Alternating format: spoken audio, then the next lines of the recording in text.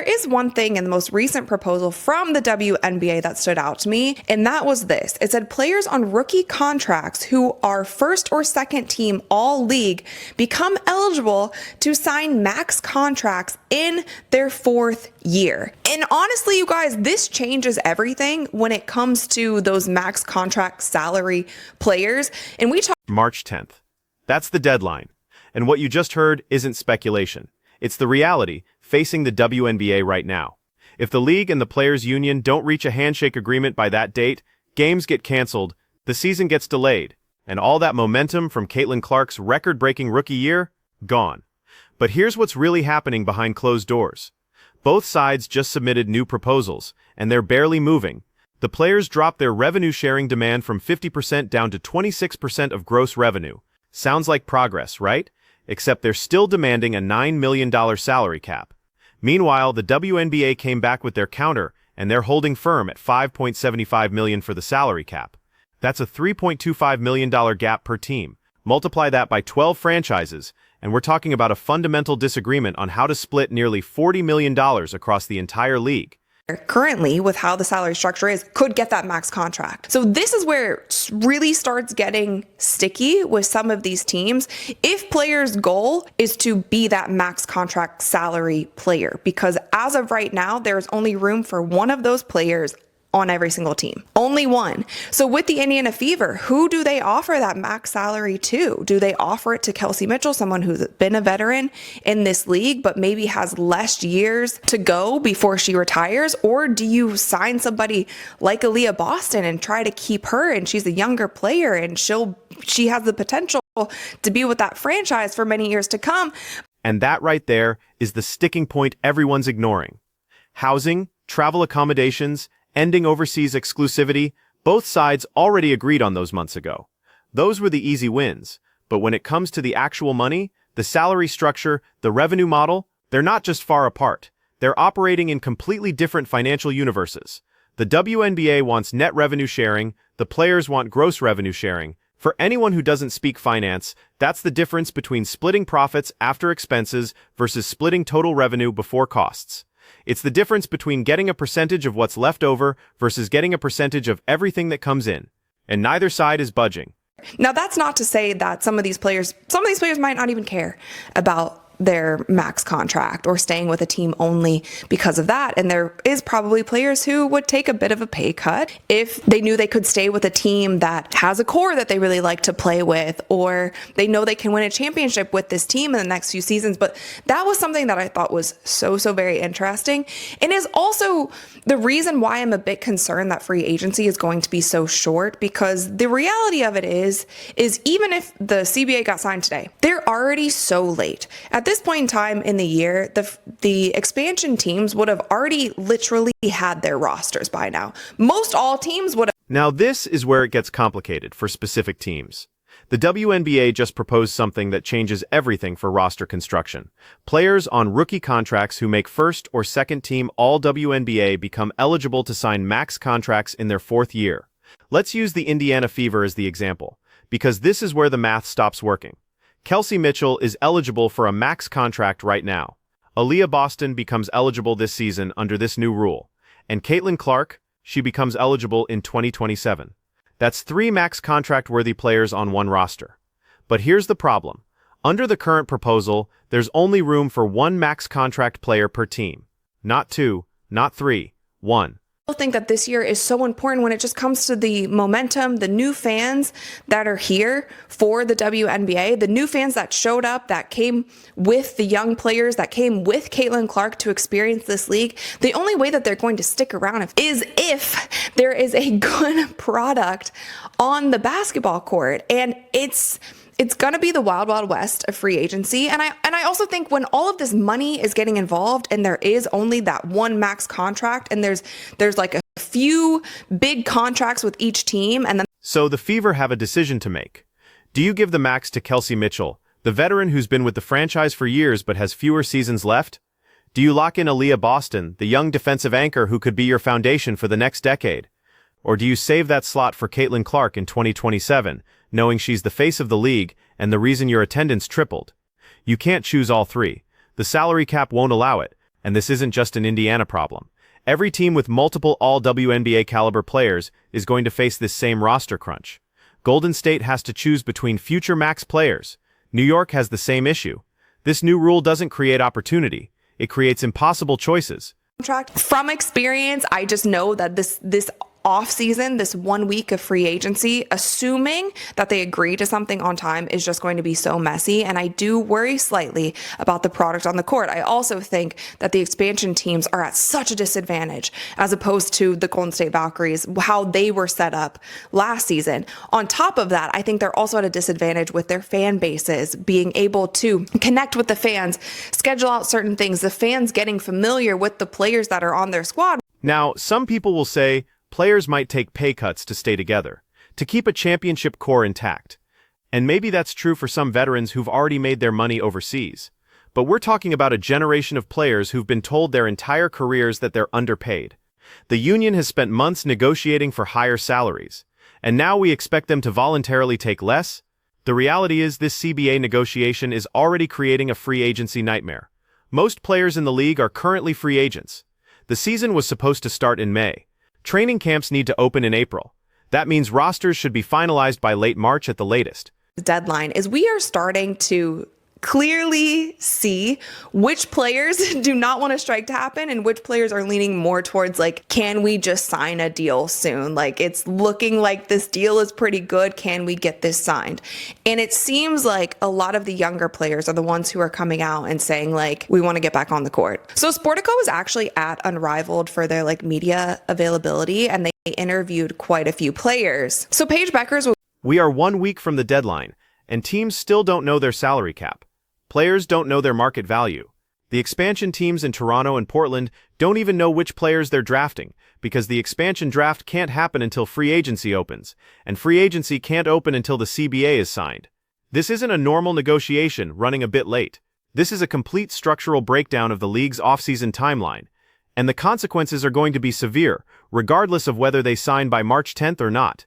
By Sportico, and this is what she had to say about the current negotiations. We are still not making enough. That middleman potentially still not making enough for housing to also be taken off of the table. You all know this New York market. That $200,000 jump that players are going to make, that's before taxes, that's before what they would have to pay for a potential housing market in the state of New York. So I still am focused on our middleman again. I think it's a starting point. I'm happy with them finally coming back to us with a proposal, but I think there's a lot more that we can do to protect our middleman, even with our jump of salary. Here's what we're already seeing. Players are planning to sign one-year deals, not because they want flexibility, but because they have no choice. When you only have 1 week to evaluate offers, negotiate terms, and make a decision that affects your entire career, you don't sign long-term. You sign short-term and reassess next year when you actually have time to think. But one-year deals are terrible for the league. Terrible for fans who want roster stability. Terrible for teams trying to build chemistry. Terrible for the expansion franchises that need to establish an identity. The Golden State Valkyries had months last year to build their roster, market their players, and create buzz before their first season. Toronto and Portland are going to get 1 week. Something that's said out loud. Brianna Stewart was also interviewed, and she said if you look at the union's deal or the league's deal, both are not ready to be voted on because both need to be negotiated up or down in a number of ways. I feel like her answer was kind of a nothing burger. She's basically just saying like they're not there yet. And then lastly, you guys, from Kelsey Plum, she said, I want to play and the players want to play. Obviously, we're. And remember who's watching all of this? The new fans who showed up for Caitlin Clark. The casual viewers who tuned in for the first time last season. They don't care about CBA negotiations or revenue-sharing models. They care about watching good basketball. And if the season starts late, if rosters are thrown together at the last minute, if the product on the court suffers because teams didn't have time to build chemistry, those fans leave, and they don't come back. It kind of drives me crazy because so many people, like in this space, I've been saying it for the longest time, how detrimental a strike would be. And because I was saying it 6 months ago, I was the bad person. And now a lot of players are saying that a strike would be horrible and they don't want to strike. But back then, like if you remember 6 months ago, a lot of the players were saying like, we'll sit out, it's fine, like we'll sit out, we'll sit out. Now that we have reached the 11th hour, you are starting to see the players who don't want it to go that far. You're starting to see the players who want to get back on the court. Now we're starting to see cracks in the union. Not everyone agrees on how hard to push. Paige Buchers told Sportico that both sides need to move because she doesn't want to lose the season. Kelsey Plum said a strike would be the worst thing for both sides because they're negotiating revenue sharing, and if there's no season, there's no revenue to share. But then you have Natasha Cloud saying the league's proposal still doesn't protect middle-tier players, that $200,000 salary increases don't matter in expensive markets like New York when you factor in taxes and housing costs. Which is interesting, because the league already agreed to provide housing. So what exactly is she arguing for? Was somebody a couple months ago who came out and said, we got to get back on the court. We got to get out there for the fans. Like, this is a monumental time in women's basketball, and we need to get this done so we can get back out there for the fans. And there were a lot of fans who came down on her and said, this is an anti-union take. How could you say something like this? Now we are seeing players like Kelsey Plum, like Paige Buchers, essentially say the exact same thing. And speaking of Caitlin Clark, I did also want to point out this article that was posted on Front Office Sports, and it says ESPN executive says that Caitlin... This is the divide that happens when negotiations drag on too long. The younger players, the ones who just got to the league, who are seeing their careers take off, who have endorsement deals and opportunities they never imagined, they want to play. They want to capitalize on this moment. They don't want to sit out and watch the momentum die. The veterans, the ones who've been fighting for better conditions for years, who've seen promises broken before, who remember when the league almost folded, they're more skeptical. They want guarantees. They want protection for players who aren't superstars, and they're willing to hold out to get it. Neither side is wrong, but they want different things, and that makes it really hard for the union to negotiate with one voice. So is that rating because of the Caitlin Clark effect? Well, she's been out of college basketball for a long time. I'm going to tell you why it is more than that. And that's okay if you've come by way of her. Now I'm going to tell you why it's necessary for you to stay here. I kind of have mixed opinions about that quote, and let me try to articulate this in the best way that I possibly can. Of course, there is the Caitlin Clark effect. It's absolutely undeniable. A lot of the ratings that we saw were because of Caitlin Clark and Caitlin. Which brings us to something that happened a few months ago that suddenly makes a lot more sense. Caitlin Clark said publicly that the league needs to get back on the court, that this moment is too important to waste, that fans deserve to see them play, and she got destroyed for it. People called it an anti-union take, said she was undermining the negotiation, accused her of not supporting her fellow players. But now, Kelsey Plum is saying the exact same thing. Paige Buchers is saying the exact same thing, and nobody's calling them anti-union. Nobody's accusing them of being selfish. The difference is timing. Caitlin said it when the union was still presenting a united front. Now that we're at the deadline, it's acceptable to admit what everyone's been thinking. A strike would be a disaster. They have to support women. I want them to be watching our sports because they like the product on the floor. I want them to be watching our sports because it's entertaining for them. I want them to be watching our sports because that is the thing that they would prefer to watch on the television at that time slot on a Tuesday evening. Like, instead of watching a reality show or instead of watching baseball or whatever other sport it is, like, they want to watch the WNBA or they want to watch women's soccer. Like, I don't want it to be just because we need to support women. I feel kind of disrespected by that, honestly. Like, I wouldn't want any of you guys to tune into. Meanwhile, ESPN is out here making bold claims about the future.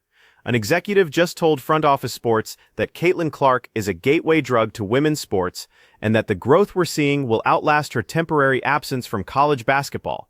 They're launching a new show called Women's Sports Sundays, positioning it as their version of Monday Night Football for women's athletics. And look, I appreciate the investment. I appreciate that ESPN is putting resources behind women's sports coverage. But let's be very clear about something.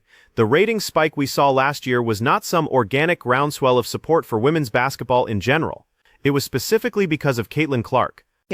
And so the last line there, I didn't love, but I do like the sentiment of her saying, like, I'm not going to make you feel even that.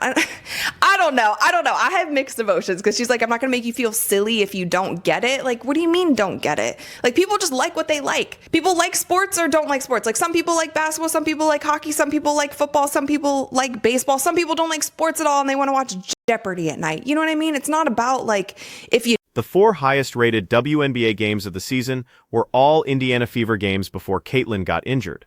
When she went down with that ankle sprain in July, viewership dropped 50% overnight. Not just for Indiana games, for the entire league.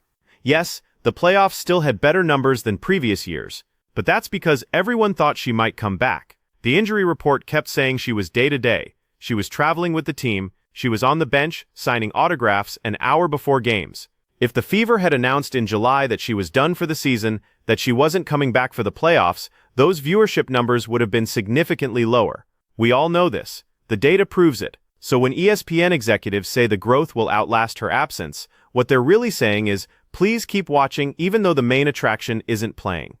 The season overall saw a 3% bump in viewership, though the 4 most watched games of the season were all Fever games from before Clark got injured. And like, that's the news right there. And if we also remember from last year, you guys, Caitlin Clark got injured, but the injury report always said that she was going to come back. Like, they were basically even saying that she had a chance of coming back for the playoffs. She was still on the bench for every single game. There was never a true timeline given of when she was going to return. And then there's this quote from the ESPN executive that really bothered me. She said, "I'm not going to make you feel silly if you don't get it. Now I'm going to tell you why it's necessary for you to stay here." Necessary. Why is it necessary? I don't want people watching women's sports because they feel obligated to support women. I don't want it to be a charity case. I want people watching because the product is good, because the games are entertaining, because they genuinely enjoy what they're seeing on the court. Athletes properly. And look, I don't want to gatekeep either, but as far as having the facts, being able to pronounce the names, you'd be surprised the discomfort in that. There were some crazy things that came out of your network, and she was calling out ESPN because there were so many times, like we even saw it with the Unrivaled season. There are so many times where the commentators could not even pronounce the athletes' names properly. And that is just something that you need to do as a professional. Like, we actually saw it at the Rebecca Lobo called out ESPN on this exact issue. She said not everyone was ready to discuss elite female athletes properly, that commentators couldn't even pronounce players' names correctly, that there was clear discomfort from broadcasters who got assigned to women's games without preparation, and she's right. At the WNBA draft last year, they called players the wrong names. There were only 12 players invited, and they still got it wrong. That's not supporting women's sports. That's checking a box. That's assigning random reporters to games they don't care about and hoping nobody notices they didn't do their homework. Intentionally, because the marketplace demands it and the fans demand it. What we are creating is a true standalone franchise. This is our Monday Night Football. Like, that's a little extreme. That's a little extreme. Monday Night Football, that's a little extreme because the NFL literally rules every single sport in America. There is no sport bigger than the NFL in America. But it does seem like they're super excited about their Women's Sports Sundays show. So we will just have to see how that goes. But this video has gone on way too long. But that's pretty much the updates when it comes to the CBA, the salary cap, the max contracts, all of those things, then also this interesting article that I saw in Front Office Sports. So anyway, of course, you guys, let me know all of your thoughts in the comments below. Thumbs up this video if you enjoyed it. Click that little subscribe button because we upload new videos every single week. And with that, I'll see you guys next time. Ooh, and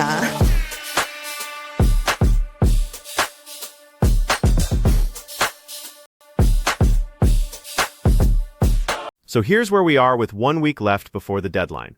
The players want $9 million salary caps and 26% of gross revenue. The league is offering $5.75 million salary caps and a percentage of net revenue. Neither side is moving on the fundamentals. Both sides have agreed on the minor details: housing, travel, ending overseas exclusivity. But the money, the actual structure of how players get paid, they're nowhere close. And even if they sign a deal tomorrow, free agency is going to be chaos. Players will sign one-year deals because they won't have time to properly evaluate their options. Teams will overpay out of desperation. The expansion franchises will get screwed. Rosters will be thrown together at the last minute. Chemistry will suffer. The product on the court will suffer. And all of those new fans who showed up for Caitlin Clark, They're going to see a disorganized mess of a season and wonder why they bothered. Because casual fans don't care about CBA negotiations. They don't care about revenue-sharing models. They care about watching good basketball. And if the league can't deliver that because they spent too long arguing about money, those fans will leave. The momentum from last season was unprecedented. Caitlin Clark brought millions of new viewers. Attendance records were shattered. Merchandise sales exploded. The WNBA had a once-in-a-generation opportunity to capitalize on that growth and establish themselves as a major professional sports league. Instead, they're about to waste it arguing over a $3 million difference in salary cap while the season hangs in the balance. Both sides need to look at what's actually at stake here, not just the money, not just the principles, but the future of the league itself, because if they blow this moment, if they let the momentum die because they couldn't compromise, it's not coming back. The fans won't wait. The sponsors won't wait. The media coverage won't wait. This is it. This is the moment. And they're running out of time. So what do you think happens? Do they sign by March 10th, or are we headed for a delayed season? And if you're a GM, which player are you giving that max contract to? The veteran who's proven, the young star who's your future, or the superstar who's the face of the league? Let me know in the comments, hit that subscribe button, and I'll see you in the next one.